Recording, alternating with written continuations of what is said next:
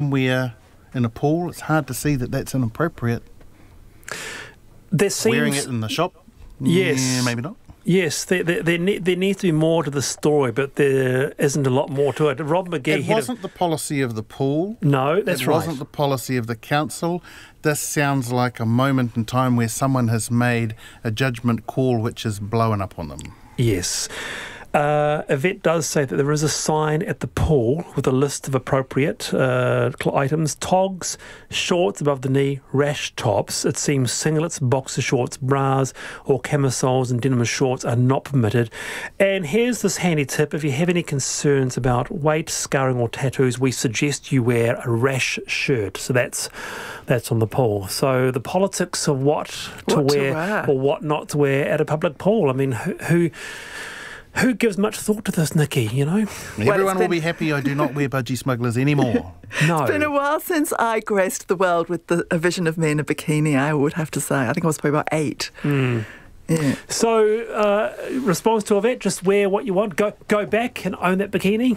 What would you say to Yvette? Well, if she looks good in it and it's covering all her bits, just wear it with pride, I think. Absolutely. Someone says here, parking on a berm is very dangerous. They can explode at any time. Just ask Inspector Clouseau. Touché. That's terrible. People park on berms because they are sensible. Our narrow streets have huge buses on a regular basis. I've yet to see a pedestrian inconvenience. So there you go.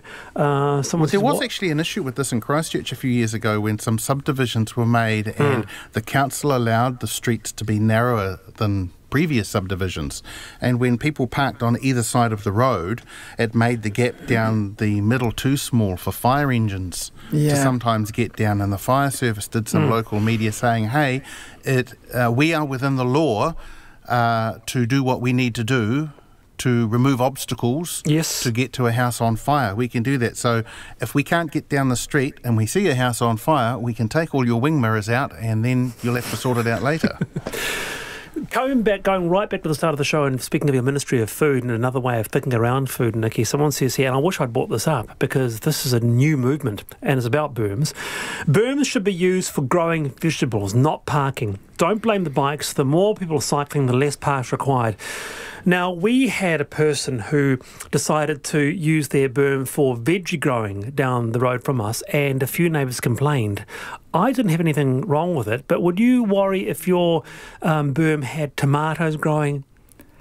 I think the silver beet, cauliflower. Yeah. What do you reckon? I think your silver beet's probably fine, your lower growing tomato. You don't want to plant corn because that grows quite high. Or sunflowers, that's caused issues. We then have visibility issues looking down the street. They get too big. Obstructive for, just safety. But how beautiful would that be, Chris? A veggie berm. I know a former colleague of mine from here, from back in the day, Kay Glamazuna, she did that with her house in Auckland, and she now can grow anything from anything by the sounds of it. But yeah, sunflowers was one which was a little problematic because it did restrict visibility. Right. Sam says, Wallace, with on-street parking being turned into things like bike lanes, are we leaving people no other option but to park on the berm? People do have an option. They can buy land to get their private goods on. Society isn't expected to provide unlimited land for people to keep their other belongings for free. Why cars? Roads are for moving, not storage. Thank you for your comments. And thank you, Nikki Pellegrino and Chris Bokhari. You've been a wonderful panel. Thank you. And see you tomorrow.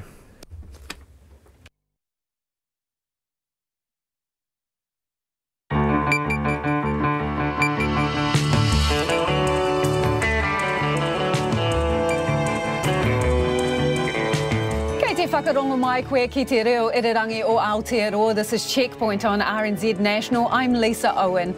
On tonight's programme, could do better is the report card rating from primary teachers after they reject the government's latest pay offer. Strike action and working to rule could be on the cards next month if nobody budges in the schoolyard standoff. Financial uncertainty for a couple affected by the mosque attack as a man is forced to give up work to care for his paralysed wife.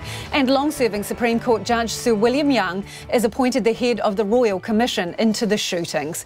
And the parents of a disabled Auckland schoolgirl are battling ACC to have their home renovated to care for her.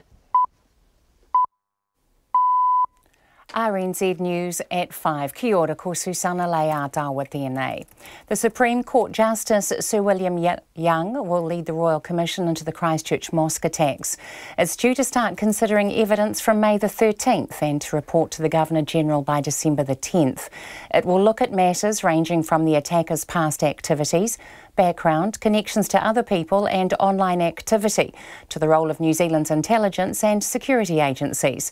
The Prime Minister Jacinda Ardern says no stone will be left unturned. The Royal Commission plays a critical role in our ongoing response to fully understand what happened in the lead up to the attack and to ensure such an attack never happens again. Jacinda Ardern says the Royal Commission will have a budget of $8.2 million and one further member will be appointed by the end of April. One of the terms of reference is the inquiry work closely alongside the Muslim community. Exactly where it will be based has not yet been confirmed. A number of Auckland's Anzac Day services will not happen this year and will instead be merged with larger events around the city.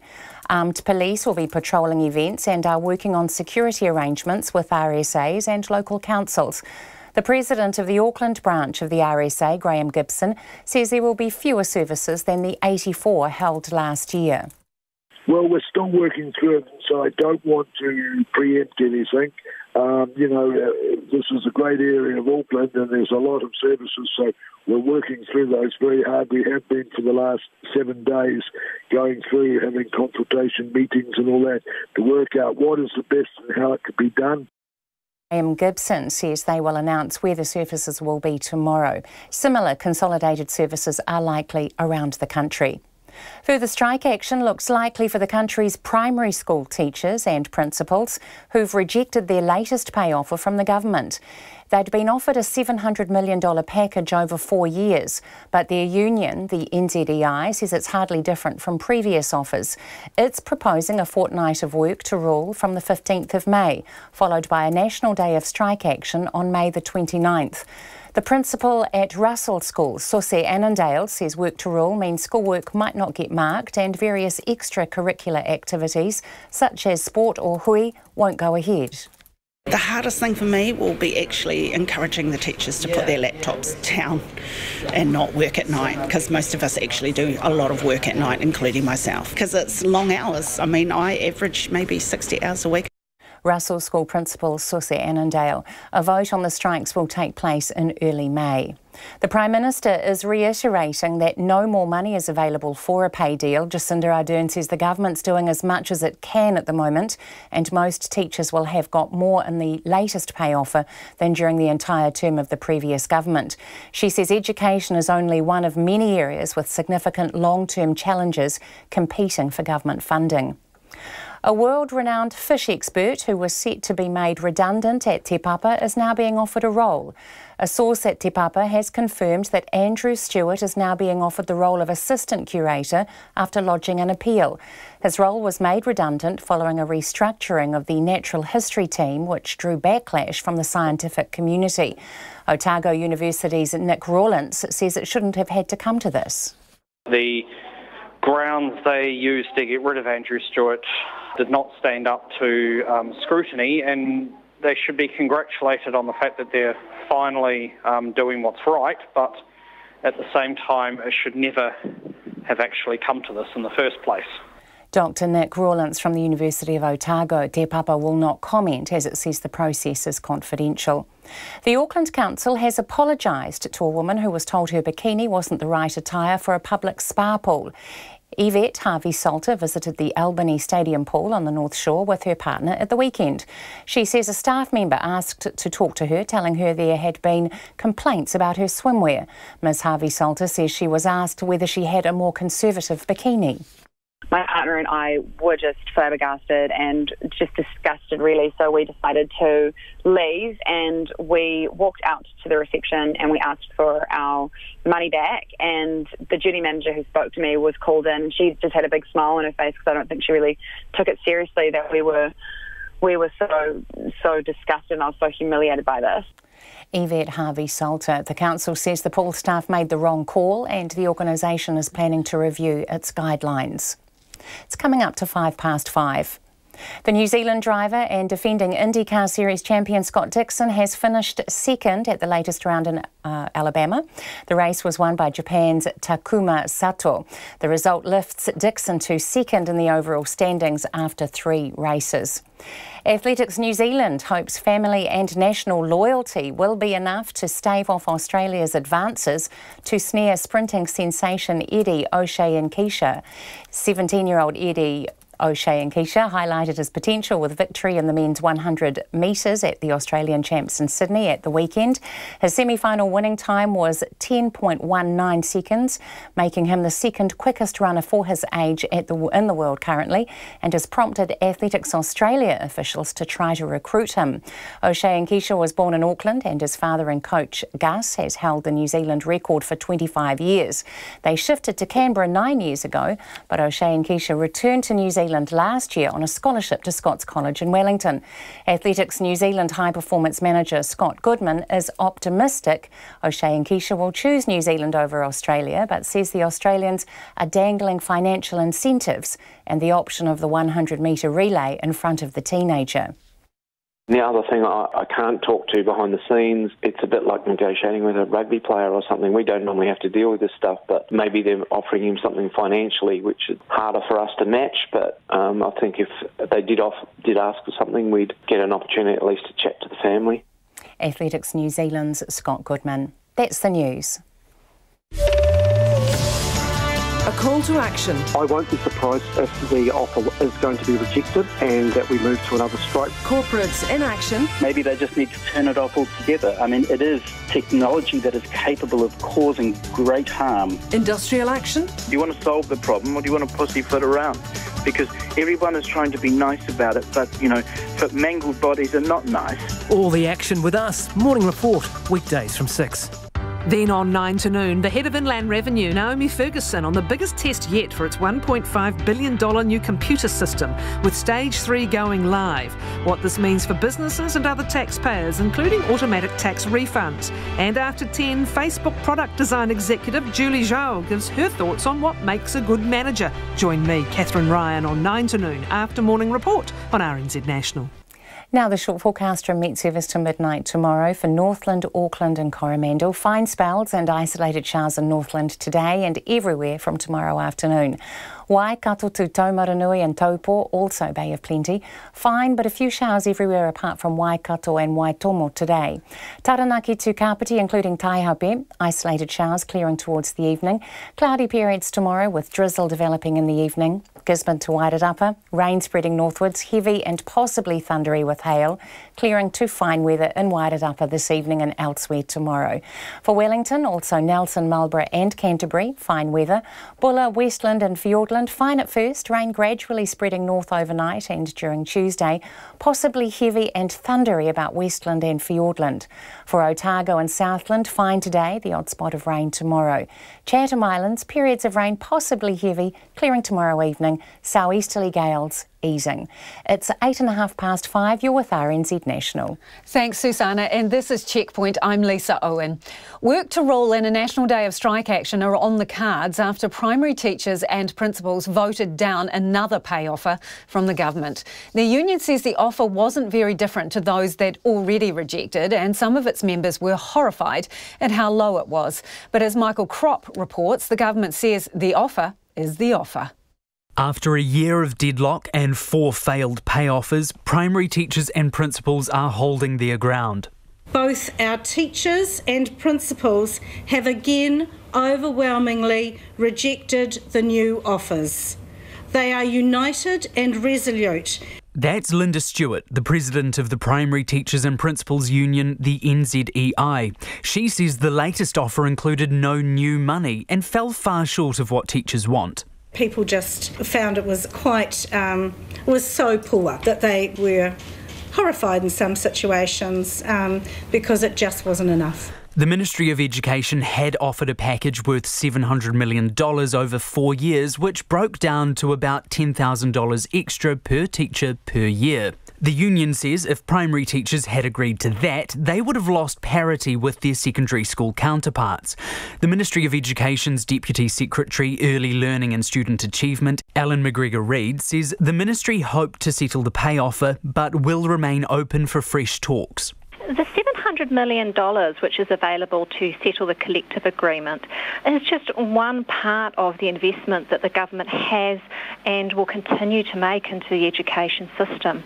There is a substantial program of work underway. Already $500 million has gone into learning support. And even though Alan McGregor-Reid says there's no more money available, the union still wants more money, along with time to teach and lead and more support. We have come too far not to go further. We have done too much not to do more. That means the union will go back into pay talks with the ministry, and early next month they'll meet with teachers to discuss any new offers and to contemplate strike action. The current proposal is for a fortnight of work to rule from the 15th of May, followed by a national day of strike action on May the 29th. The principal at Russell School, Sauce Annandale, says work to rule means various extracurricular activities such as sport or whānau hui won't go ahead. It also means some schoolwork might not get marked. The hardest thing for me will be actually encouraging the teachers to put their laptops down and not work at night, because most of us actually do a lot of work at night, including myself, because it's long hours. I mean, I average maybe 60 hours a week. And even though strikes mean time out of the classroom, Margie Askin-Jardin, a Christchurch teacher, says it's worth it. If we choose not to take the action and stand up for our children, we are disadvantaging generations to come. There had been suggestions the primary and secondary unions would team up and go on strike together next month, but Linda Stewart was coy on that, saying both unions faced similar issues and were committed to working together. But when asked whether a mega strike could have a bigger impact, one can't argue with that. Mega strike or not, Prime Minister Jacinda Ardern was clear about her views this afternoon. I understand the frustration of teachers and principals. I do, because there are a large number of needs in education. But from the government's perspective, we're also facing a range of competing needs in areas that I know teachers care about too. In the meantime, talks will resume, but with the government saying there's no more money while teachers ask for more, it's not clear who'll blink first and resolve the dispute. In Wellington for Checkpoint, Michael Kropp. So why are primary school teachers so determined to hang out for a better deal? Well, Carly Oliveira has been teaching primary children for 20 years. She says the government can afford to pay more. Look, Lisa, they once again haven't really listened or addressed the three key issues. And those three key issues are recruitment, retention of teachers like me who've been teaching 20 years, and things like class sizes, catering for our special needs children, and the diversity that we are teaching, especially within Auckland and all over the country at the moment, and also the workload. You know, we are working a lot and the scales are really imbalanced, and that offer just doesn't address any of those issues. So is that a money thing? Look, if it was just about money, we would have settled a long time ago, and I know lots of us would have said, yeah, sure, I'll take the money, but it's not just about the money. Like if I was a 19-year-old at Teachers College or at university right now, is teaching not lucrative enough, but is teaching a profession that I'd want to get into? And I don't know if I would. I don't think passion for education actually is enough when you break it down to 31 kids in a class, the hours of work that we're doing, the expectations that we have of ourselves and as a profession. We're just not, there's just not enough balance, like I said. But it is money, isn't it? Even if it's not money into your salary, into your pocket, that requires money to retain people, to recruit people, and it requires money because you have to pay more teachers if you want to lower class sizes. And the government said, this is it. This is all we have. Do you not believe them? I know that they are working within a fiscal budget. I understand that, but I've got to think a bigger picture in terms of education, and it's more than just what they're saying they can afford right here and right now. So do you think they're playing you, Carly? Do you think they're playing you when they say we've got no more money? I think that they need to go to Treasury and ask for some more. I really do. Where should they get that from? I don't know, but I'm not the budget person. But do you think there are some areas of education where government funding is misguided, where it would be better directed into, say, primary teachers? There's always ways around shifting money around and figuring that out, but that's not going to address these big issues. I mean, we know it's big money. We understand that as a union and as teachers, but these aren't small issues that can be just dealt with a Band-Aid. We've been doing that for too long, and it's kind of time that we're all just really getting to a point of huge crisis in education. You know, teachers like me who've been teaching 20 years are feeling despondent because we're not being listened to. We're working ridiculous hours and nothing is being done to support us. So, but not everybody does feel that way, do they? Because otherwise there would be a 100% rejection rate for the offer. So some people do not agree with that. And some people don't want to lose any more money out of their pay packet either. And I'm I'm in that I can't afford to lose any more money and do any more striking, but I can also see the bigger picture, and I know that I've got to fight for the bigger fight, not just think about kind of my situation, even though it might be that I am going to be out of pocket if we went to another strike. So if there's no movement, are you prepared to strike again? Personally, are you prepared to strike? Absolutely. We've absolutely got to. And I mean, in our staff, we've got a real diverse amount of young teachers and older teachers like myself, and we're all in the same boat. You know, we all work really hard, and we don't begrudge that. We're not saying that we don't want to work hard and we don't want to do the best for our kids, but we need to be being paid what we're worth, and we need to value our profession, and we need to value education and the children, because that's who's going to end up being ripped off, because we just haven't got enough resources. We haven't got enough to deal with what we're dealing with at the moment. Do you think you would be in a stronger position if both primary and secondary teachers went out on strike together? Look, I think the numbers would speak for themselves. I mean, I was part of the protest when we had 10,000 people at Aotea Square, and it was pretty amazing. So would you support a super strike then across the teachers? Absolutely, it'd be amazing. Would that get the government's attention? That this isn't actually just something that we're gonna roll over and just say, yeah, that's okay. Well, how far are you prepared to take it? Because the Minister has been pretty firm on the fact that he maintains there's no more money, and obviously teachers have rejected this offer. I mean, how far do you take it? How many more strikes are you prepared to go on? How long do you hold your ground? Look, I think we've just got to go back to the membership each time that we're planning on what's going to happen next, and listen and hear their voices, because that's what we've been doing this whole campaign. It's about that collective voice, that collective responsibility as teachers and as a profession. So we have to just wait and see. So when it comes to voting for potentially another strike, there's also a suggestion of working to rule as well around that time for about 2 weeks. So can you talk us through it, Carly, in practical terms? If you were to work to rule, what would you not be doing? So from what I've read from the email this afternoon, the work to rule looks like it's going to be from about the 15th to the 29th, and it would mean that our working hours are 8 till 5 p.m. Those are the hours of work. It would mean that we wouldn't be doing anything before or after that in terms of preparation for the next day, in terms of, for example, I have got a learning experience that I want to do with my class tomorrow, but if it's after 5 o'clock, I'm not going to go and get that organised. I might have to squeeze it in before I come to work in the morning between 8 and 9. And it's really interesting, because we're all going to be faced with that. How do we do do this. You know. So does that mean sport? Like if you coached Littleies at sport, or you went and refed games for the school league or stuff like that, is that all out? What? It might mean that. It might definitely mean that. And it's kind of, we've talked about this a little bit in the past, and we've never kind of, it's obviously come up more because of that.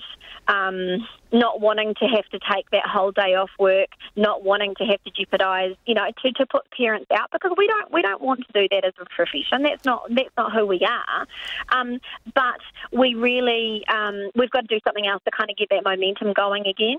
And so that work to rule does gain a opportunity to maybe gather some support within the community, even though it's in kind of a negative footing. But maybe to see all the stuff that we are actually doing in our own time, and maybe it gives teachers a bit of a chance to actually look at how many hours they're working too. Do you think that some people might look at that, Carly, and say, well, why can't you get your work done between 8 and 5? I'd invite them to come into my classroom and see what I'm doing on a daily basis and see if they could do better. Absolutely. Look, like I said before, the scales are unbalanced. And my passion and my skills after 20 years, I still don't have enough time to get what I need to get done in a day. And that's absolutely honest. And that is, you know, up and down the country. And that was Carly Oliveira, who has been a primary school teacher for 20 years. It is 20 minutes after 5 and you're with Checkpoint on RNZ National. I'd love to know what you think about that. Do you support the teachers if they go out on strike again? And what do you make of their pay rates? You can text us on 2101. You can tweet us at Checkpoint RNZ or email checkpoint@rnz.co.nz. A long-serving Supreme Court judge will head the Royal Commission into the Christchurch mosque attacks. The Prime Minister, Jacinda Ardern, has announced Sir William Young as the head of the inquiry into the terror attack, in which 50 people were killed and dozens injured. There are also broad-ranging terms of reference covering both the alleged gunman himself and the role of New Zealand's security and intelligence agencies. Our political editor, Jane Patterson, joins us now from Parliament. Evening, Jane. What other details has the Prime Minister revealed in respect of this inquiry? So the Royal Commission will start considering evidence next month from about May the 13th, and it's been given an 8-month deadline to report back to the Governor-General by the 10th of December. Now, the terms of reference really have two main areas of focus, and the first is on the gunman's life and really every aspect of it in the lead up to the mosque attacks. That includes his time in Australia, his arrival and residence in New Zealand, travel here and overseas, how he got his gun licence, weapons and ammunition, the use of social media and connections with others, whether that's in New Zealand or overseas, and also a very specific focus on 5 government agencies, including the GCSB and the SIS, and it will look at what those agencies knew about the gunman before the attack, whether they did anything to avoid, that could have avoided this tragedy if they did have any knowledge, whether any impediments to them acting in terms of legal or anything else, and also whether there was any inappropriate concentration on other risks as opposed to right-wing extremism.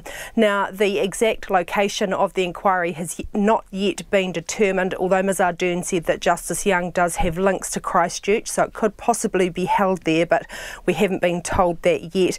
And also the budget, $8.2 million. Now, that's basically for a year, although the inquiry itself will take 8 months, but anything from the agencies themselves, they will have to fund out of their own baselines. Well, given that there is going to be a focus on these intelligence agencies, what do we know about any restrictions on how much information will be placed in the public domain? That's really going to have to be up to Justice Young. So he is a long-serving and experienced judge. Now, given the amount of sensitive information, of course, that could be involved here, Ms Ardern has said that that will be something for him to determine. But I would take it as a clear message from the Prime Minister that she would expect as much information, even if it is from the GCSB and SIS, to be put into that public report as possible. And while we've got you here, Jane, can you just give us an update? The gun law reform bill, where is that at? What's happening this week? So there's a select committee report back tonight. So that is the select committee looking at the submissions from last week and really recommending any changes that should be made to the bill. And then after that, it's going to come back and be moved through the remaining stages very quickly this week. At this stage, we expect it to be signed off and in law by Thursday. Thanks, Jane. That is Jane Patterson, our political editor, reporting from Parliament there. And after 5:30, we'll hear from a man whose wife is now paralysed from the chest down after the attacks and his fears for their financial future. A West Auckland family battling to get modifications on their home to accommodate the needs of their disabled daughter say ACC is bullying them into accepting plans which will tear their family apart. 4-year-old Jeanette Queensell-Logan had a heart attack 2 years ago after doctors failed to properly treat her while she was at Starship Hospital. That's left her with limited mobility and communication and means her parents and family need extra space and equipment to care for her. But they say ACC is only willing to pay for extra space that's separated from their family home and will mean Jeanette is isolated from the rest of the family. Nita Blake-Person reports.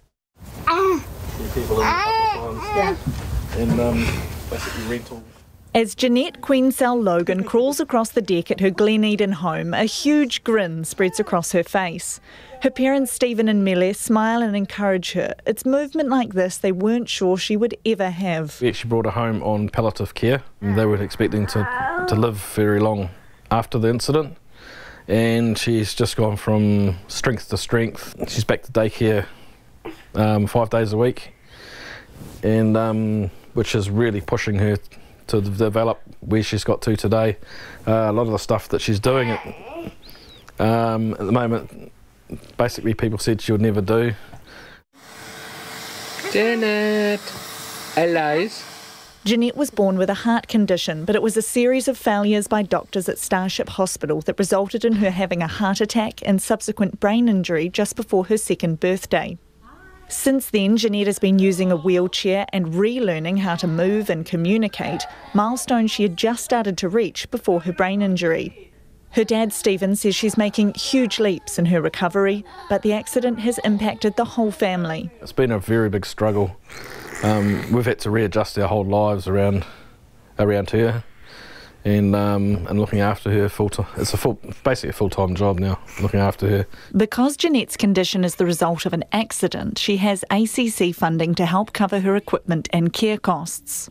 Her mum, Mele, says she needs to be looked after around the clock, and everyone pitches in to help, including her 4 older siblings. For us, as Steve say, it's a teamwork. We can't survive, and I can't survive it because when he's away at work, I'm on my own. But all of them know what time for her feed, what time she needs her medicine. My older daughter gonna change her nappy, even help me to give her a bath and stuff. So that's how we roll in this busy little house. There's 8 people living in this small 3-bedroom, 1-bathroom home, and with Jeanette's growing needs, it's a squeeze. This is our room, so me and Mele and Jeanette as well as sleeps in here at night as well, and also changing on the bed and stuff like that. With the bathroom, it's not very big, as you'll see. I can touch both walls that way and that way as well. You know, it's not a big bathroom. So we'll bring Jeanette in here, basically lie her on the floor, and then basically get in on our hands and knees and lift her into the bath, and vice versa when we come back out. Stephen Logan says they need space to properly care for Jeanette, space they don't have. She needs her own room, bathroom, an area to be changed properly with, because we need hoists and stuff is the big things. ACC has agreed to pay for some modifications to the house, including a new bedroom for Jeanette, a room for her carer, an accessible bathroom and a storage area for her equipment. But under its proposed plans, that area would be built on top of a new garage, isolated from the house and separated by the deck. This set of plans over here is what ACC want to do, and basically, as you can see, there's 2 completely separate buildings with a arch gola roof between the 2 of them, and no other sort of protection from the elements or anything like that. Stephen Logan says that's not acceptable. The family instead wants the existing home extended so Jeanette is part of the family unit and doesn't have to venture outside during the cold and wet winter months. If you were adding a room to your house, you wouldn't build another section on the side of it and put an arch gola in it. You would attach it to you would make it part of your house. And that's what we want to do. We want it as part of the house, not as a separate unit. It's more like a granny flat or something like that, you know. If you wanted a granny flat, you build it separate, but it's not. It's part of our house. But ACC says those plans aren't related to Jeanette's injury needs and is refusing to pay for them. The two parties have been at an impasse for the past 14 months or so, and it's taking its toll.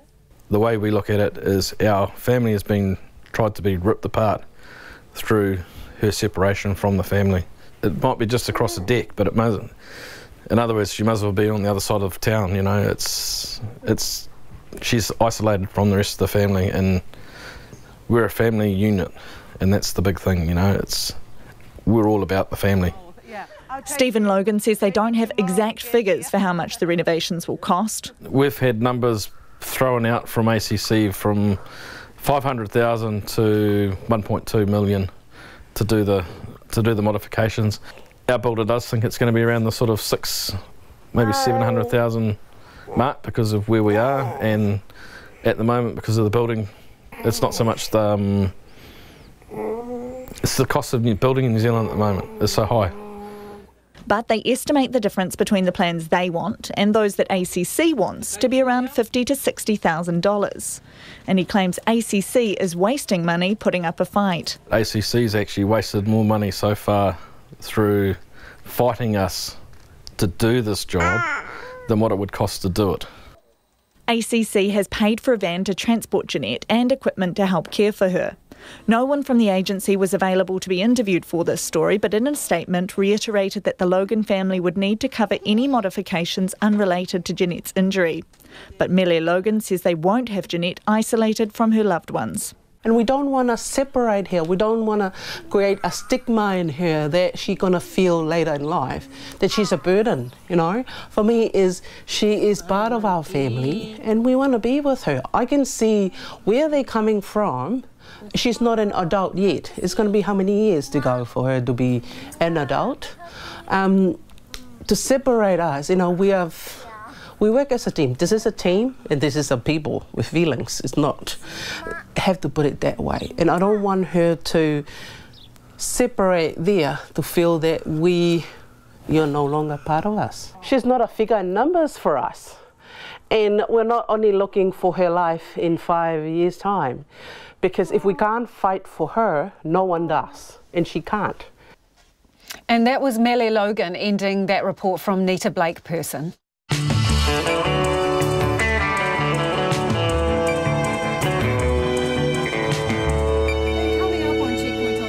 National, big decisions for a Kiwi-born sprinting star as he weighs up competing for Australia or New Zealand. A new lobby group defends spending thousands on advertising to push its capital gains tax message, and the Bilingual safety program that's hoping to reduce avoidable accidents among Māori. We'd love to hear from you on anything you might have heard in the program so far. Text us on 2101. You can tweet us at checkpointrnz or send us an email, checkpoint@rnz.co.nz. Time for the headlines now. The Prime Minister says no stone will be left unturned by the Royal Commission into the March 15 Christchurch massacre. Jacinda Ardern this afternoon announced that the inquiry will be led by Supreme Court Justice Sir William Young. It will begin on May the 13th with an 8-month timeframe to look into the cause of the attacks and what could have been done to prevent them. A man who has been caring for his wife, who was severely wounded in the mosque attacks, is worried about how he's going to pay his rent. Mohammed Mushid's wife has no feeling from the chest down after being shot while trying to flee the Al Noor Mosque. He has been unable to work for the past 3 weeks. ACC Minister Ian Lees-Galloway says the government is looking at options to support people directly affected by the attacks.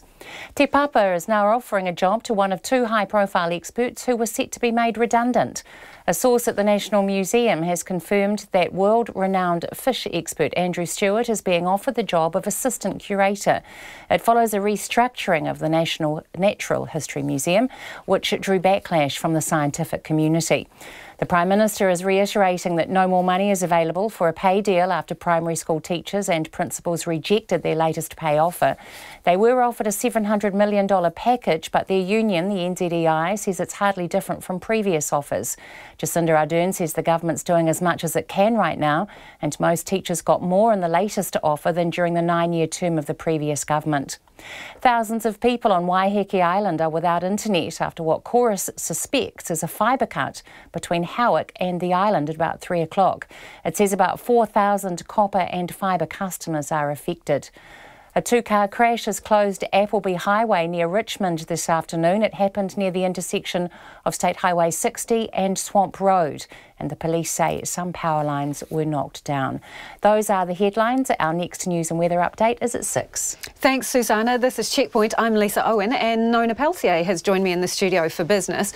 Nona, Infratil, so lower profits than forecast. What is driving that? Yeah, it's a curious one. It was a very complicated guidance update to the market today. It was very complicated. It took a while to decipher it because it's counterintuitive. On one hand, the company's international asset values have increased substantially, like up to 90+%. But on the other hand, their management fees, the incentive fees they pay management for these portfolios, increased because of the excellent performance of their international assets, and as a result of that, their fees have ballooned to as much as $105 million for the full year. Now, 6 months ago, they were forecasting management fees of, say, $30 million, which, the market was kind of expecting for the year, but $105 million? That was not expected, especially against this sort of other piece, which is they're going to have these values of their assets have increased substantially, and now they're going to have to pay up to $105 million for that. So their profits have been hit, and they revised down their profit guidance, the underlying profit guidance, by about 14% as a result.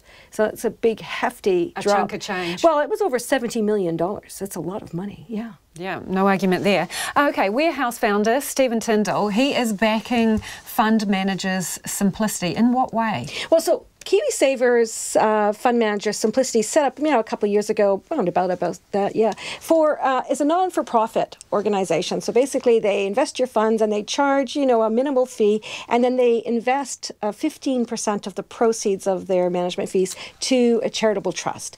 And so it's not a profitable company, so you can't attract investment in the normal way. Now, it turns out that the founder, Sam Stubbs, went to Sir Stephen Tindall, who he worked with years ago when he was packing, working in distribution in those days, and asked him if he would be willing to back the company. Now, what they've asked for is a $1.5 million debt facility. So Sam Stubbs set up the business by himself and put his own money in. Now he's taking it out, and Sir Stephen's going to put it in, bankroll the company $1.5 million so that he can grow the business. He's got all sorts of ideas on how you can apply this no-frills service to things like payday loans, which attract huge costs, or transfers to Pacific Islands, also very expensive. He says these things, there's loads of margin in this, and he can find ways of making savings for people, and now he has the money to do it. He said it doesn't cost a lot of money. Their service is cheap to run, $1.5 million only. I mean, that's not a lot. That's the only other investor in the business, so good luck to them. We'll see what happens. And around the markets today? Yeah, interesting. Our top 50 index dropped 0.5% by 50 points to 9,807. Now that might seem, that doesn't seem so bad. But everybody else is up. It's about the same. We're swimming against the tide. Yeah, so I had to make some call to some brokers. Why is that? Because it didn't seem obvious to me. Surely just because Infratil's share price fell, 2% nearly. No, that wasn't enough. But what it is profit taking. So we were up almost at 10,000 points on the index. And some international investors have looked at that and thought, time to take some profits. And that's probably what's happened. Because overall, the market has strengthened on the back of some stronger economic news out of the United States. And you know, the trade talks carry on, as you know. Roll We're still on. watching that. So our dollar's trading at 67.3 US cents, 94.9 Australian and 51.5 pence. Thanks, Nona. Nona Palcio with Business. The New Zealand-born teenage sprint star Edward Osei Nketiah has some decisions to make, but Kiwis will be happy to hear it appears the son of this country's fastest ever man sees himself competing in black, not green and gold. Still just 17, Osei Nketiah has shot to prominence after doing this in Sydney over the weekend. So Williams away superbly. Browning has got some work to do. Here comes Nikita. Williams holding. Browning coming through. Nikita coming over the top. Nikita's got to do it. 10.24. Edward Nikita is your Open National 100-metre champion. The victory in the senior men's 100 metres final at the Australian Athletics Championships coming after a semi-final in which he was just 0.08 of a second off the New Zealand record held by his father Gus has made Osei Nketiah a hot property on both sides of the Tasman. Australia and New Zealand want him in their sprint teams, while the teenager also has aspirations in rugby. After moving to Canberra 8 years ago with his family, Edward is back in New Zealand on a scholarship at Wellington Scots College, where he is part of the first 15. Edward's father and coach, Gus Nketiah, immigrated to New Zealand from Ghana and wore the black singlet at the 1994 Commonwealth Games in Canada and the 1996 Atlanta Olympics. Sports reporter Clay Wilson caught up with the national 100-metre record holder today and started by asking what it was like to watch his son take out the Australian title. Yeah, it was very, very emotional to see him run such a great race because he works very hard with his training and studies and everything. So for him to get this title, it was very emotional. What does winning a title like that, what does it say about how good he can be, how much potential he has as a sprinter? Every time I've been trying to remind him how good he is. He had a little bit doubt about that. So just winning this, he's now realized, how good he can be to be a sprinter. I mean, even like what we've been doing and coming up with this title, yes. I think now he realizes he's got the potential to become one of the greats. Yeah, how good do you think he can be? What do you see in him? What potential do you see in him? How far do you think he could possibly go as a sprinter? Yeah, he's 17 now and going 18. And there's a whole lot we haven't done with his training. So if he decided to do track and we go into full like a professional full running training, definitely he's going to go under another 10 seconds. But it all comes down to him as well. Yeah, he's obviously getting close to that New Zealand record of yours. How do you feel about him breaking it, and when do you think that's going to happen? Well, records are made to be broken, and my record has been there for quite a long time. So if he comes out to be the one to break it, I'll be happy with that, yeah. Obviously, Edward and you guys have some decisions to make. So where are you at with the process and the situation for Edward to make a decision about what he's going to do? The track and field season is just finished, so he's going to go and do his winter sports, which is the rugby. At this point in time, we just take it one day at a time. He's going to play his rugby this season, then we will decide. I mean, now, with this time, he knows he can be good at the track. So he's a New Zealand citizen. He's born in New Zealand, and he's lived here for quite a long time. Talking to AD and everything, he really loves it in New Zealand, and I think that's where he's heading. We haven't talked to Australia. I know they're interested in him. We haven't talked to them or anything of that sort. But right now, I think he's heading towards competing for New Zealand. That's what he's been telling me, yeah. And that was Clay Wilson talking to Gus Nketiah, the former New Zealand sprinter and father of rising teenage sprint star Edward Osei Nketiah. The husband of a woman severely injured in the Christchurch mosque shooting says he's worried about the couple's financial future. Mohammed Masood hasn't been able to work since his wife was shot several times at the Al Noor Mosque, paralysing her from the chest down. He's remained by her bedside for more than 3 weeks as she faces further treatment. But now he's concerned about mounting bills and rent. Conan Young spoke to him at Christchurch Hospital. When I find Mohammed, he's just had lunch and is washing a plate in a sink close to the bed of his wife, 25-year-old Shahzada Akhtar. He doesn't have long to talk as she's about to go in for yet another round of surgery, this time to take care of an infection that has developed from an earlier operation. Shahzada was unconscious for more than 2 weeks. When she came to, Mohammed had the job of telling her she may never walk again. She is got life, but not is a. This is not life. That's why she already crying, and she tell me, "You make my life is a finish." Mohammed has lived here for more than 6 years, but only recently convinced Shahzada to move here from Bangladesh. He now wonders if he did the right thing. She came last year December. And you thought this was somewhere safe, somewhere that you were going to make a good life? Yeah, why no? Because she don't want to come. That's why I say, no, here is a very good country. I almost 6 years. I know very well here nothing to happening here. Lots of things I telling. And I say you can got job also here. You can make happy life. Now she asking, you say, but what is this my life now?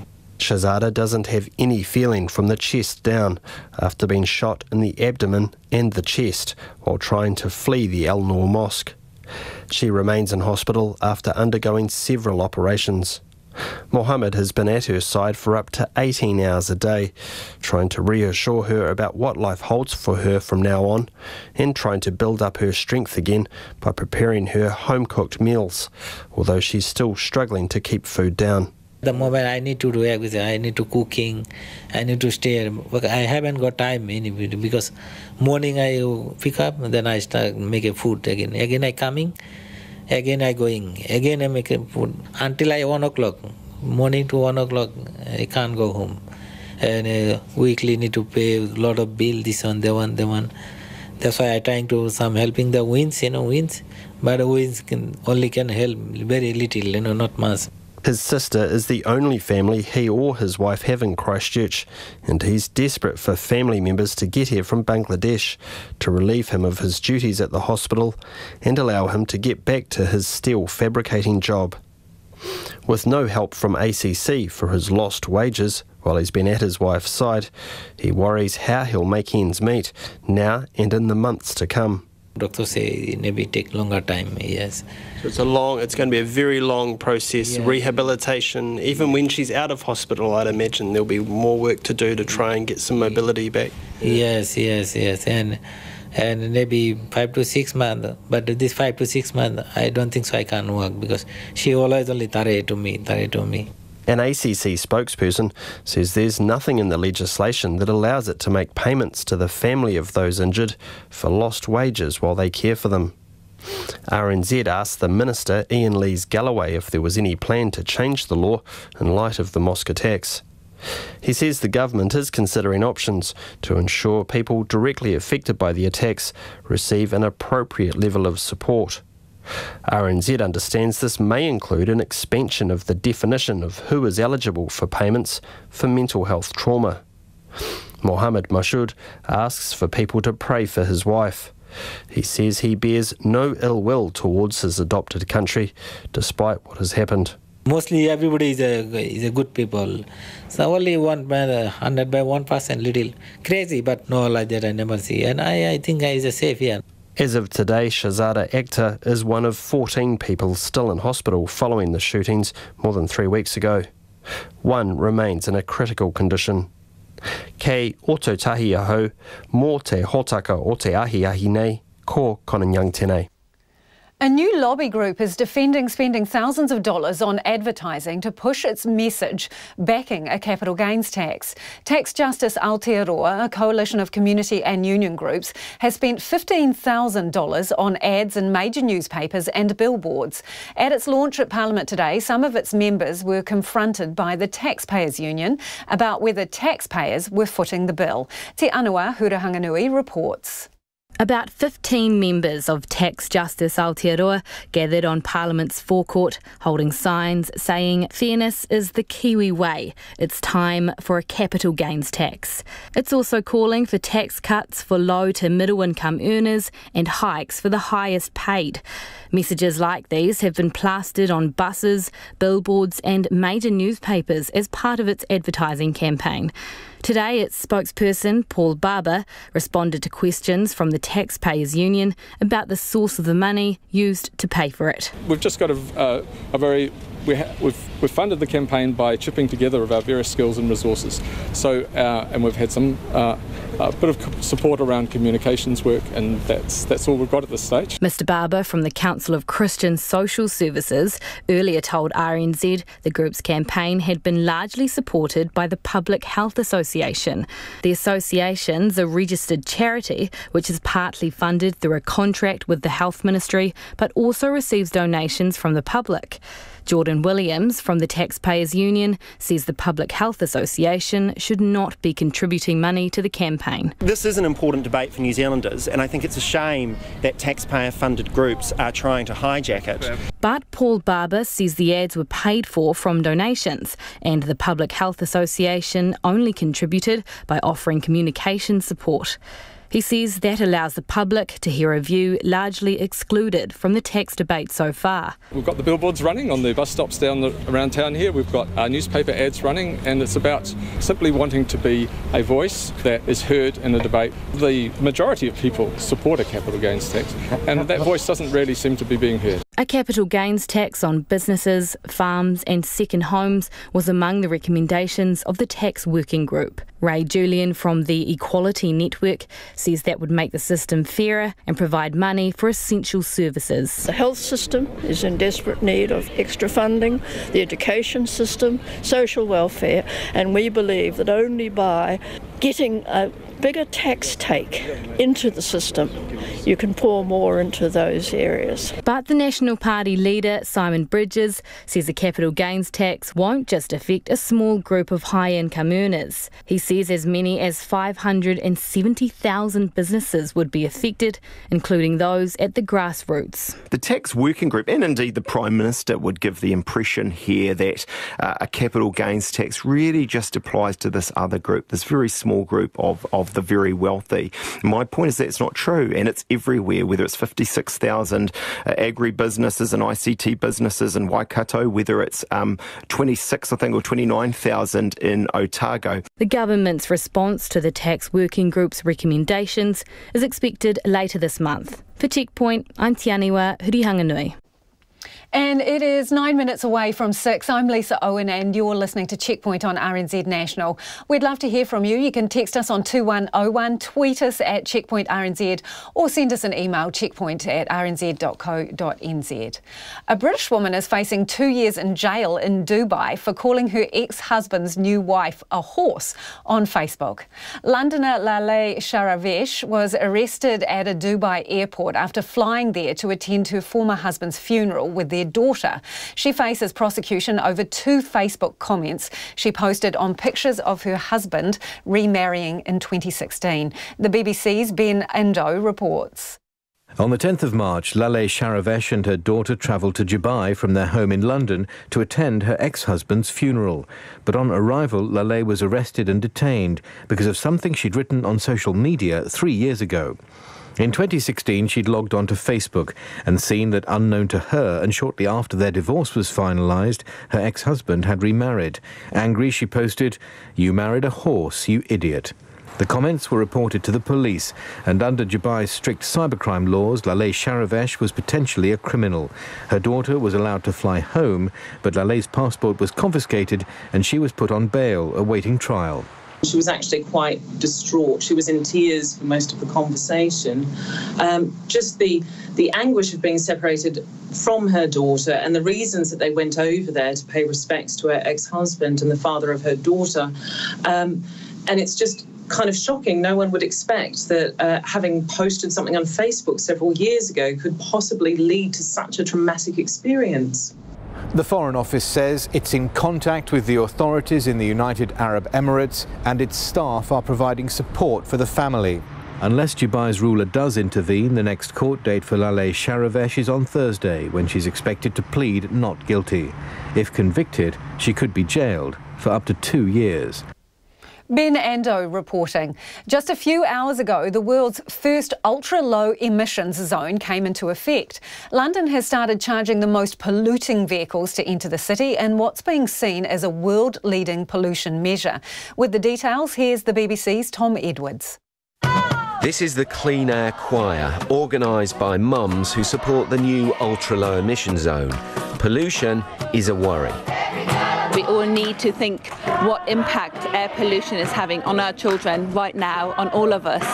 And road transport is the major source of air pollution in London. Older, more polluting cars will have to pay to enter central London with the world's first ultra-low emission zone. Petrol vehicles over 14 years old and diesel vehicles over 4 will have to pay the charge, £12.50 every day, and it runs 24/7. Motorbikes and HGVs will also have to comply. And the best way to check if your vehicle is compliant is to go on the TfL vehicle checker.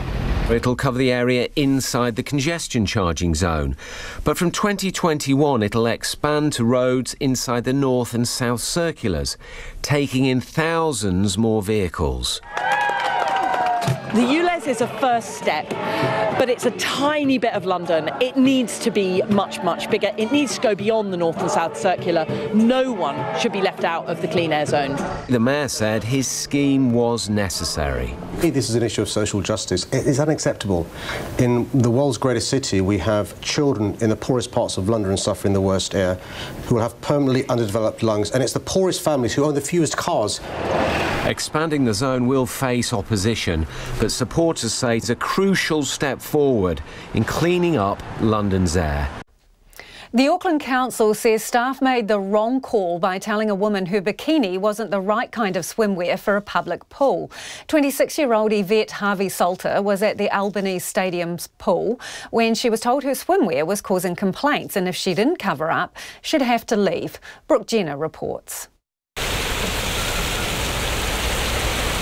Yvette Harvey-Salter was relaxing with her partner in the spa pool when the duty manager asked to have a word. She said that it was because my swimwear that I was wearing was inappropriate, and she had had quite a few comments from a few of the mums there for the past wee while. She was told there aren't specific rules for attire, but she'd have to cover up with a towel if she wanted to stay. She also asked me if I have any other bikinis at home that are a little more conservative that I can possibly wear, and I said absolutely no, because this is just a standard bikini that I bought from Glassons right across the road. For over 2 years, Yvette has been using the pool's sauna and spa pool 3 times a week. She says she was disgusted by the pool's response, and it was humiliating. It just really topped it all off, the fact that, somebody that was, possibly insecure really wasn't happy with how I was looking and decided to complain about it. And I think what got me the most was the fact that the government agency actually backing the insecurity and the bigotry of, these apparent women. The head of active recreation at the Auckland Council, Rob McGee, says it was wrong of staff to call the woman out on her swimwear choice. Our team made a wrong judgment call around that, and we'll be looking to work with staff to ensure this doesn't happen again. He says bikinis aren't mentioned in the pool's guidelines. But generally we're pretty relaxed around the swimwear at our pools. We really want customers to come in something that they're comfortable wearing. But we do have some rules for safety and hygiene reasons. Rob McGee says none of these rules dictate how much skin is too much skin. He says after the weekend, the council is considering reviewing its guidelines. Just last week, Associate Professor of Sociology at AUT, Sharon Graham-Davies, was commentating on a backlash for women wanting to wear the hijab. When I wrote about that, it received a lot of backlash from people saying that women should not ever cover up.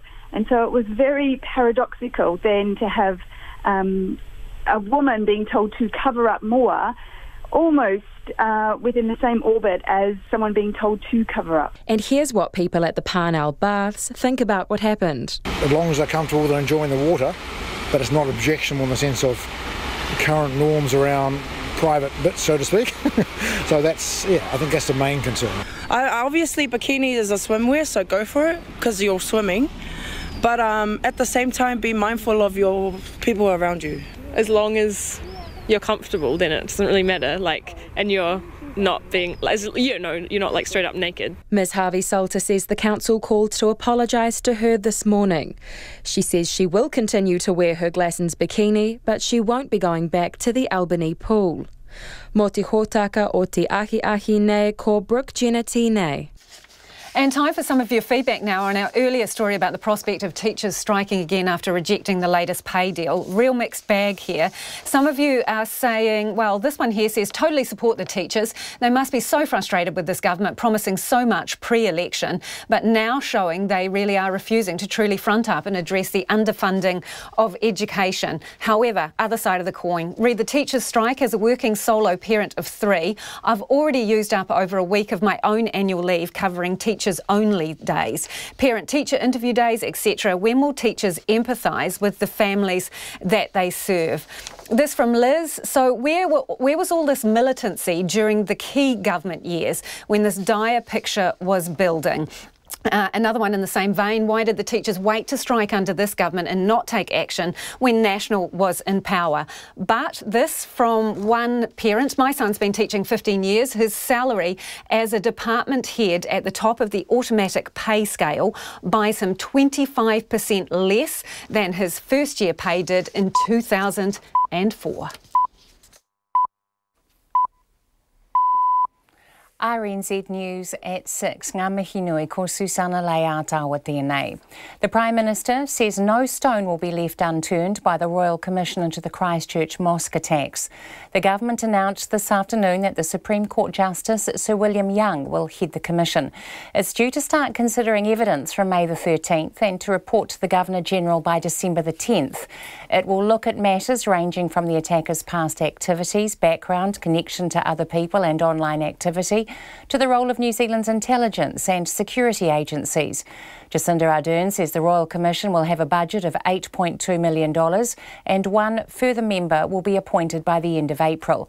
One of the terms of reference is that the inquiry work closely alongside the Muslim community. Exactly where it will be based has not yet been confirmed. A man who has been at the side of his severely injured wife for more than 3 weeks and not able to work is worried about how he is going to pay his rent. Mohammed Mashoud's wife does not have any feeling from the chest down after being shot in the abdomen and the chest while trying to flee the Al Noor Mosque in Christchurch. With no help from ACC for his lost wages while he has been caring for her, he worries how he will make ends meet. Morning to 1 o'clock, I can't go home. And weekly need to pay a lot of bill, this one, that one. That's why I trying to some helping the winds, but the winds only can help very little, not much. Mohammed Mashoud. The ACC Minister Ian Lees-Galloway says the government is considering options to ensure people directly affected by the attacks receive appropriate support. Further strike action looks likely for primary school teachers and principals who've rejected their latest pay offer from the government. They'd been offered a $700 million package over 4 years, but their union, the NZEI, says it's hardly different from previous offers. Michael Kropp reports. It's the fourth pay offer primary teachers and principals have rejected. NZEI's President Linda Stewart says the vote sends a clear message to the government to get serious about pay and conditions. The union's proposing a fortnight of work to rule from the 15th of May, meaning school work might not get marked and various extracurricular activities such as sport or hui won't go ahead. That would be followed by a national day of strike action on May the 29th. Meanwhile, the Prime Minister is reiterating that no more money is available, and the Ministry of Education says it's open to engaging in fresh talks. Ko Michael Crop there, Nei. A world-renowned fish expert who was set to be made redundant at Te Papa has been offered a job at the museum. A source at Te Papa has confirmed that Andrew Stewart is now being offered the role of assistant curator after lodging an appeal. His role was made redundant following a restructuring of the natural history team, which drew backlash from the scientific community. Otago University's Nick Rawlins says the grounds Te Papa used to remove Mr Stewart did not stand up to scrutiny. Dr Rawlins says the museum should be congratulated that it is finally doing what is right, but it shouldn't have come to this in the first place. Te Papa will not comment as it says the process is confidential. The Mayor of Westland says rubbish washed up in Fiordland does not come from an old West Coast landfill eroded by floodwaters. Bruce Smith says the spread of rubbish from the dump is smaller than first thought. He says aerial surveys show the affected area is about 50 kilometres of coastline, stretching north from about 10 kilometres south of the Fox River. And Mr Smith says the dump is now secure. Contractors have diverted the river, and we've got a rain event for Tuesday night and possibly Wednesday where we're looking at maybe 100 millimetres. It'll easily handle that. Bruce Smith says the initial clean-up by volunteers is almost complete, but there's still work to do moving hazardous rubbish to the river. A British woman is facing 2 years in jail in Dubai for calling her ex-husband's new wife a horse on Facebook. Londoner Layla Sharavesh, who is 55, was arrested at Dubai airport and faces prosecution over the Facebook comments she made in 2016. The BBC's Ben Ando reports. Under Dubai's strict cybercrime laws, any Facebook, Twitter or other social media posts that contravene a wide range of criteria can be an offence. These include defamatory statements or even support for charities that aren't registered in the United Arab Emirates. In 2016, Laleh Sharavesh logged onto Facebook to see that her ex-husband had remarried, and she posted 2 insulting comments about him and his bride. In March, her ex-husband died and she travelled to Dubai to attend his funeral with their 14-year-old daughter. The campaigning group detained in Dubai says that on arrival she was detained because the posts had been reported to the police. The Foreign Office says it's in contact with the authorities in the UAE and is supporting the family. Ben Ando reporting. It's 6:05. The Waikato Bay of Plenty Magic desperately need a win tonight to maintain their fading hopes of making the playoffs in netball's ANZ Premiership. The Magic are struggling in 5th place in the 6-team competition with just 2 wins from 8 matches, while their opponents, the Northern Stars, are in 3rd place with 5 wins. Both teams come into tonight's clash on the back of losses. The Magic suffering a 10-point loss to the Mystics, while the Stars were trounced by 26 goals by the competition leaders, the Pulse. The Stars beat the Magic by 10 goals when the two sides met last month, but the Magic will be hoping they can repeat the season opening 57-51 win they enjoyed over the Stars in February. New Zealand golfer Danny Lee has achieved his first top 10 finish on the US PGA Tour event of the year, but it wasn't enough to qualify him for the first major of the year, the US Masters, starting later this week. Lee finished tied for 7th, 8 shots behind the winner, Canada's Corey Connors, who grabbed the final spot in the Masters field. Meanwhile, Lydia Ko has finished tied for 44th in the first women's major of the year, the ANA Inspiration in California. Watford have produced one of the great FA Cup comebacks by coming from 2 goals down to beat Wolverhampton Wanderers 3-2 after extra time in a semi-final at Wembley Stadium. The win puts Watford through to the FA Cup final for the first time in 35 years, where they will play Manchester City next month. That's the news. Tonight on Nights, Dana Johansson looks back at another weekend of sport. There's a window on the Nobel Prize-winning world of Canadian physicist Donna Strickland, and the historian Charlotte MacDonald takes us back to a London high street in the 1860s to gain an idea of what a soldier preparing for a war in New Zealand might have had on his shopping list. On Nights with me, Brian Crump, after the news at 7 on RNZ National. Now the short forecast from Met Service to midnight tomorrow. For Northland, Auckland and Coromandel, fine spells and isolated showers in Northland today and everywhere from tomorrow afternoon. Waikato to Taumaranui and Taupo, also Bay of Plenty. Fine, but a few showers everywhere apart from Waikato and Waitomo today. Taranaki to Kapiti, including Taihape. Isolated showers clearing towards the evening. Cloudy periods tomorrow with drizzle developing in the evening. For Gisborne to Wairarapa, rain spreading northwards, heavy and possibly thundery with hail. Clearing to fine in Wairarapa this evening and elsewhere tomorrow. For Wellington, Nelson, Marlborough and Canterbury, fine weather. Bulla, Westland and Fiordland, fine at first. Rain gradually spreading north overnight and during Tuesday possibly heavy and thundery about Westland and Fiordland. Otago and Southland fine today, the odd spot of rain tomorrow. Chatham Islands, periods of rain possibly heavy, clearing tomorrow evening, southeasterly gales easing. It's 6:08, you're with RNZ National. Thanks, Susanna. This is Checkpoint and I'm Lisa Owen.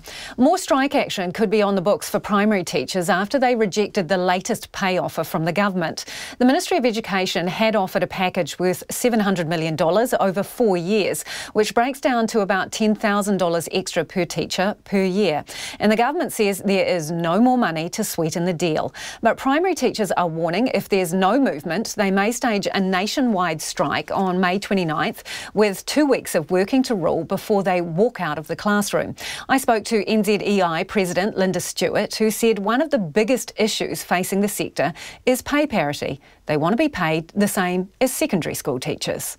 We're starting 3.9% approximately behind our secondary colleagues. So if a primary teacher started teaching today in an area school, they would be below their secondary colleagues by that much, which means that the parity that people fought for 20 years ago would be lost.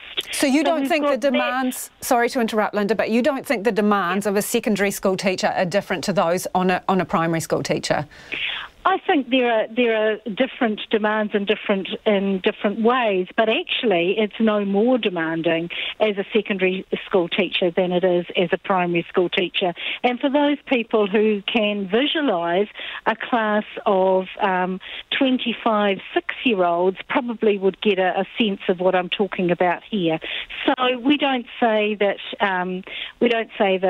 either one is better than the other, but what we do say is that teachers need to be paid the same amount for the same qualifications and the same experience. So really that would be lost for us, and that is a significant issue for our membership.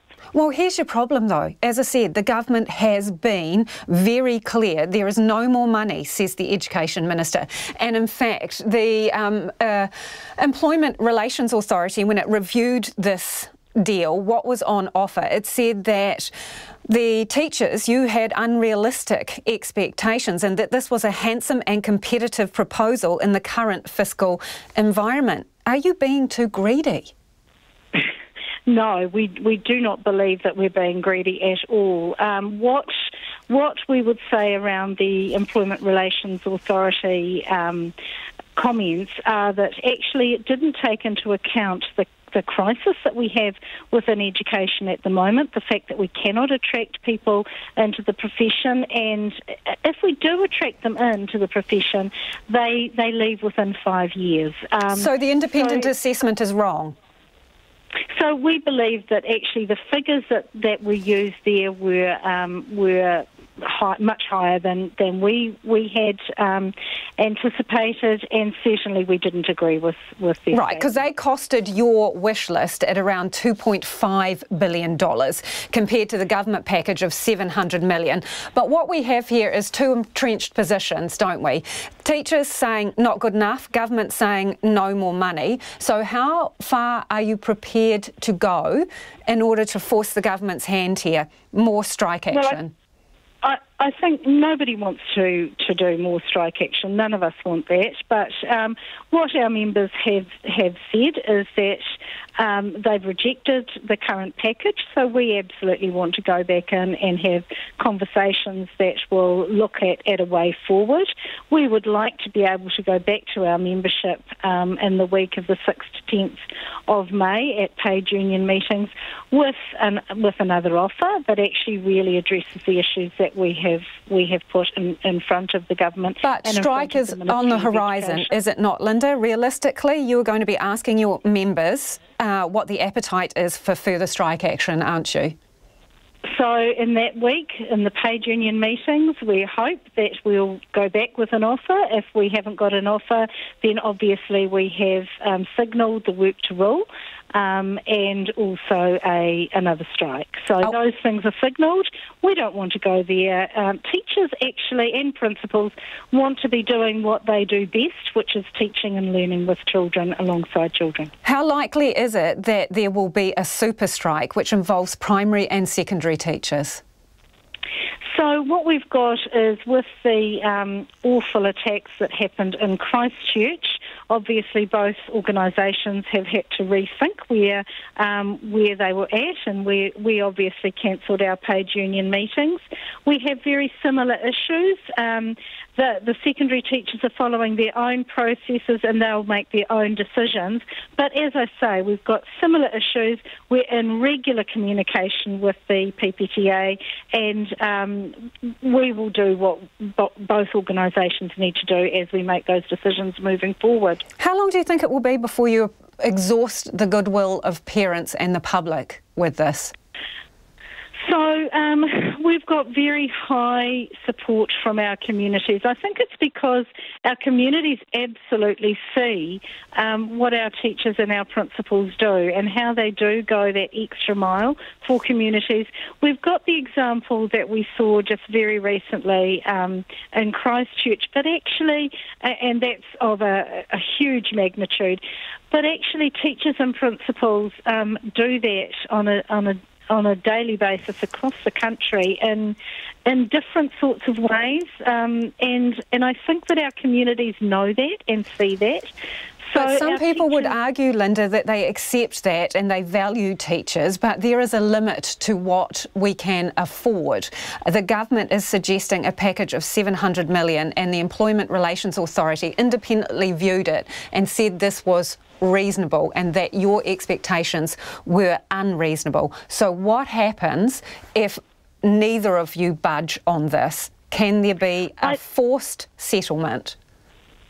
I think what we would be wanting to do is to have the conversation, to sit down and have the conversation. We won't negotiate through the media. We'll have the conversation in a way where actually we can find that way forward, and our members and the way forward has the confidence of the membership and also enables the government to do what they need to do. Linda, can you be made to go into binding mediation? I don't think we're in. We've had mediation before. We've had facilitation being made to go into a mediation. I don't know that that's on the cards. But is that an option? If nothing can be sorted, is that one of the possibilities that you go into a binding mediation? I would have to check with the legal team on that one. Okay, so I'm just wondering, if you can't get what you want out of them, elections, just over a year away, are you going to advise teachers to vote for National instead of Labor? Oh, certainly not. I think that... well, if you can't get what you want from this government, are you still going to stick with them? I think how our teachers vote and how our principals vote is entirely up to them, and I won't be saying anything about how people should vote. And that is the NZEI President, Linda Stewart, and I've got pages and pages of feedback from you here on this issue, so let's try and get through some of it. This from Christina. Lisa, I'm increasingly baffled with teachers' complaints and why they waited till the Labor coalition got in. If their problems have been around for so long, their long hours worked are surely mitigated by the long holidays. I think our patience is thinning now. This person says, hey Lisa, where should the money come from for teachers and nurses? Easy, from the Provincial Growth Fund, which is currently wasted on Shane Jones. Why don't the teachers strike during the holidays? This person says they always say they are working in the holidays. Jen says school teachers are out of touch with real people. Who fits their day's work into 9 hours, she says. They have more holidays too.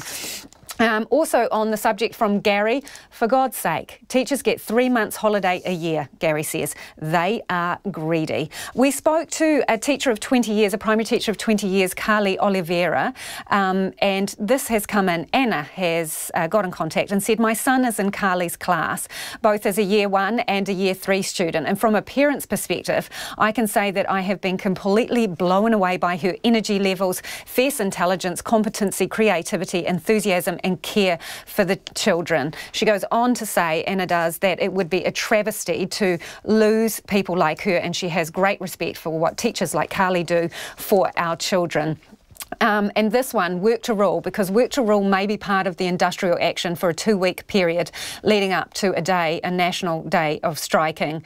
Work to rule is a great idea, but teachers should do that anyway. In a sense, they bring this on themselves by uncomplainingly accepting more and more meetings, paperwork, assessment, making themselves available almost 24/7 to parents and teachers. And there is so much more of this feedback. We'll try to get a bit more in before the end of the show. Thank you. Please keep it coming.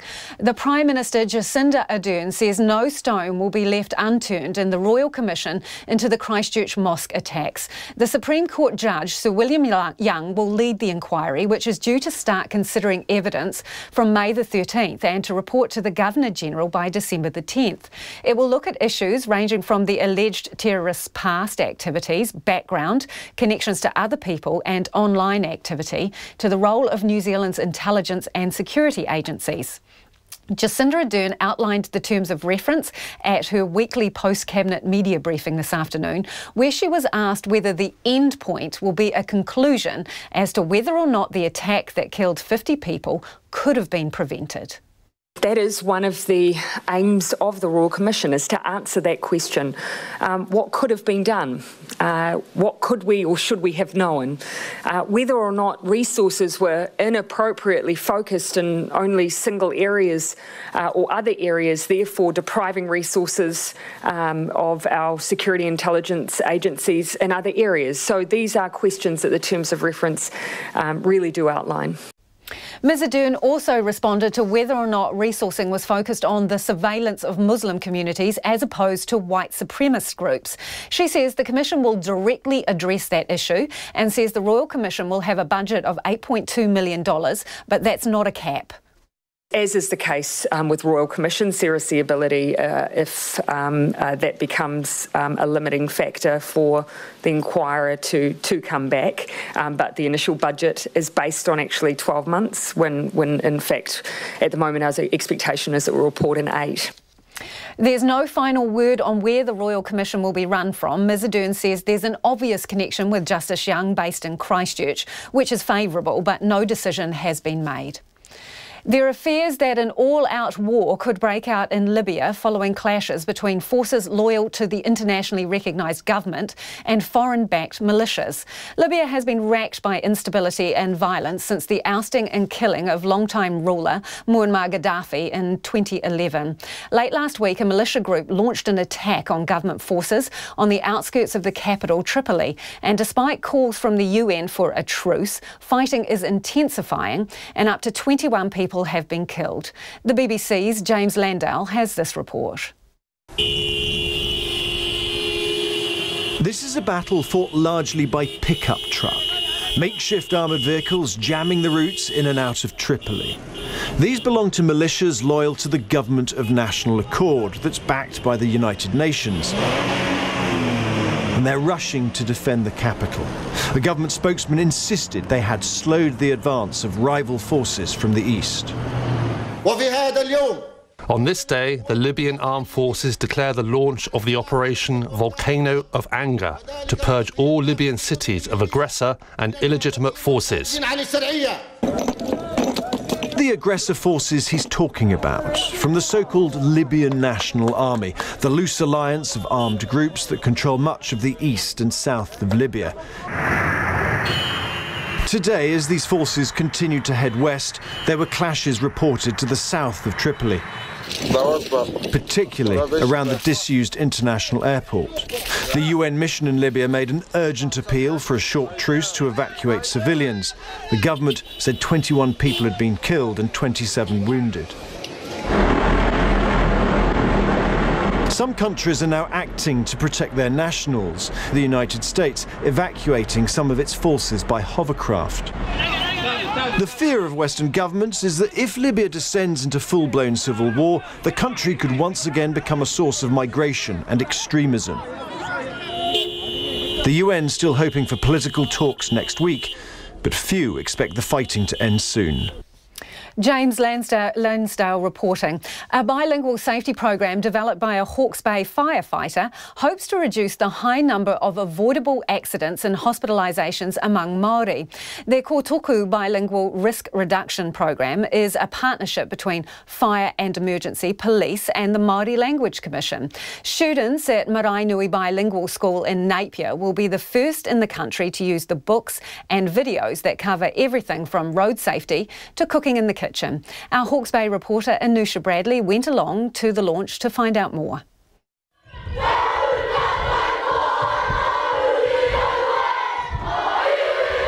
These children at Maraenui Bilingual School will be the first in the country to use a new series of safety books and videos published in both te reo and English. The stories cover topics like wearing seatbelts, keeping safe at the beach and crossing roads. They're the result of 20 years of work by Hastings Senior Fire Officer Alan Brown, who created the program. The point of this is to reduce injuries, of course, reduce serious injuries, reduce the cost of those injuries, be it financial cost to the DHBs, to the hospitals, to New Zealand overall, and to reduce harm and, of course, the loss of lives to families. When you leave the gates here of Maraenui Kura, I want you to think globally. We'll go globally, outside of Maraenui. So beyond Napier. Maraenui is Napier's poorest suburb, and many whānau here struggle with poor housing, addictions and poverty-related issues. The MP for Ikaroa Rāwhiti, Meka Whaitiri, says the program aims to arrest the shocking figures for how many Māori children are hurt or killed in preventable accidents each year. 18 Māori children die, nearly 2,900 are hospitalised because of the unintentional injuries. So that's from burn scales, pedestrian injuries and injuries sustained while riding in motor vehicles. So I'd say that's significant to warrant a response or a solution that's trying to address that level of harm. He looks in the mirror to check the back seat and says, "Have you all got your seatbelts on?" Inspector Damon Ormsby, the Māori Responsiveness Manager for the Eastern Police District, says it's hoped the books and videos will also promote literacy among parents. Some of our whānau, unfortunately, aren't necessarily literate, and we encounter that, and that prevents sometimes people from getting their driver's licence. And so there's all a chain of events that happens as a result of that. And so we thought, so in addition to those other fringe benefits, there's also increasing literacy in the home. The kōtuku, or white heron, is a character in the books and symbolises care and protection in Māori mythology.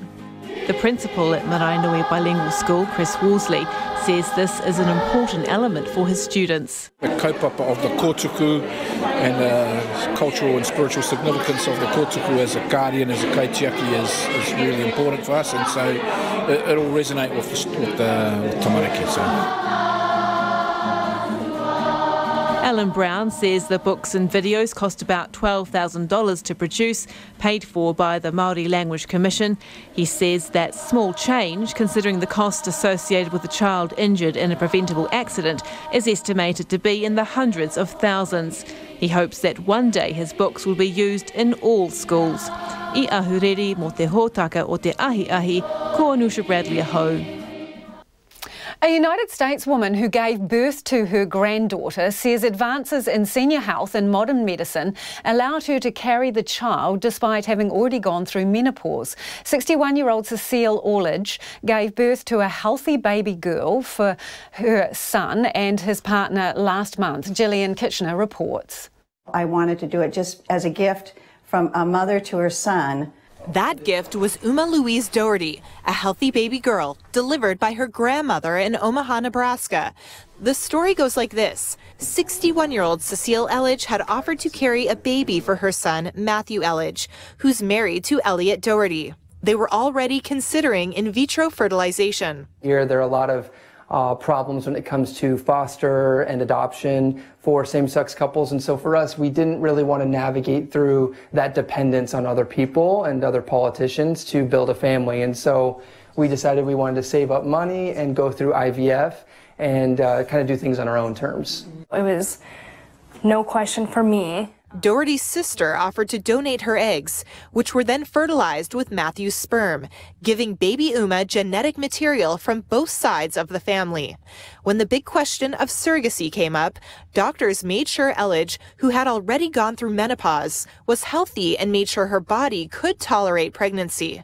Then, after estrogen supplements and 9 months, baby Uma came into the world on March 25th, her unusual story making headlines across the globe. The family says they've received mostly positive messages and took the negative ones in stride. People online are going to say negative things, and at the end of the day, a good chunk of them could be teenage kids that are bored and want a reaction. So we're certainly not going to allow that kind of negativity to kind of disrupt the light and the joy and the bliss that we feel right now. And that was Gillian Kitchener reporting. Let's go back to some of your feedback on the issue of teachers' pay. We've had this in from a teacher who says they became a teacher in 2001. My pay hasn't gone up. As a solo mother with a degree, I can't afford to buy a house and still have a student loan as well. My work hours are horrendous, she says, and the conditions I work in are soul-destroying. She goes on to say that she works with at-risk children. She says, I am assaulted and sworn at daily. For example, she says in the last week she's been told to F off B, and more severe swear words have been directed at her. She says, I think we deserve a pay rise and respect. We spend 6 hours a day with the children of this country. Do you as parents not want the best for our future leaders? On the subject of a different story, Mohammed Masood, whose wife has been paralysed by the chest down in the mosque shootings. He hasn't been able to work for 3 weeks because he's caring for her. She's in hospital. Lots of feedback on that. Can't he get access to the $13+ million charity funds have raised? You are asking. And this one, read the shooting victim in hospital. Poor people, I feel very sorry for them both. Surely that is what the huge donations people have made are for. Someone else asking about the Give a Little page for victims. Why isn't that helping the man with the injured wife pay his rent? And also, why aren't the charities who contributed money to liaising with the affected families helping support these people with their day-to-day costs? This is exactly the kind of support I contributed to pay for. Thanks for joining us. Back tomorrow. RNZ News headlines at 6:30. Good evening. The Royal Commission into the Christchurch massacre, to be led by Supreme Court Justice William Young, is due to begin on May the 13th. An 18-year-old charged over his social media posts related to the mosque shootings has elected trial by jury and will defend himself in court. The Auckland RSA will hold fewer Anzac Day services this year, and many will be consolidated with larger events due to security concerns. And primary school teachers have rejected their latest pay offer and are proposing a fortnight of work to rule next term, followed by a national strike on May the 29th. Those are the headlines. Our next news will be at 7. Take the pulse of the day's news every weeknight at 10. I'm not saying that there aren't issues. I mean, people can go deep on a community. Lately with me, Karen Hayes, your late night eye on the latest headlines and the people who are